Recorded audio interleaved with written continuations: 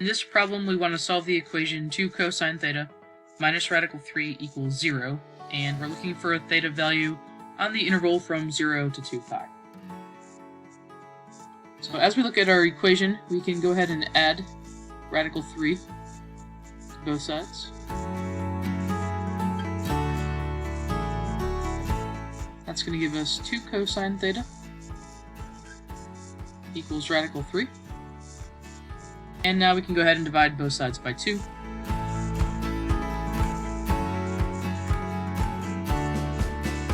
And we're going to get cosine of theta equals radical 3 over 2. Keep in mind, when we're working with this equation, we are solving for our variable, so we want to solve this for theta. So let's go ahead and take inverse cosine of both sides.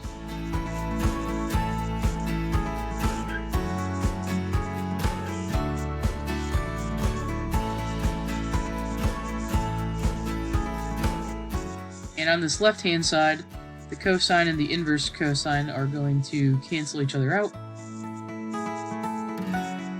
We'll be left with theta.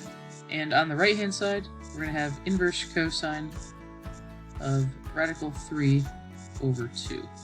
And let's go ahead and work in degrees first. So we can go ahead and type this into our graphing calculator. And this is going to give us an angle measure of 30 degrees, or pi over 6. Now keep in mind, your cosine value up here was something that was positive, right? And we want to make sure that we're accounting for each of the quadrants and that entire interval from 0 to 2 pi. So remember that everything is positive here in quadrant 1. Sine is positive here in quadrant 2. Tangent is positive in quadrant 3, and cosine is positive in quadrant 4. So since we have a cosine of theta value here that came out to be something positive, we should have answers both in quadrant 1 and in quadrant 4. So we had an angle measure here of 30 degrees.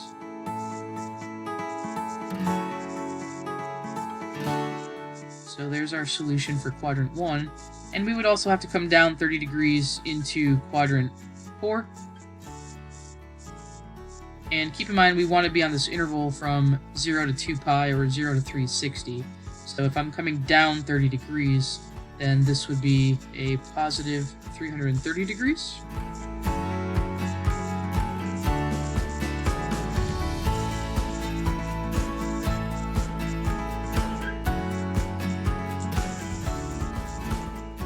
This is equivalent to 11 pi over 6.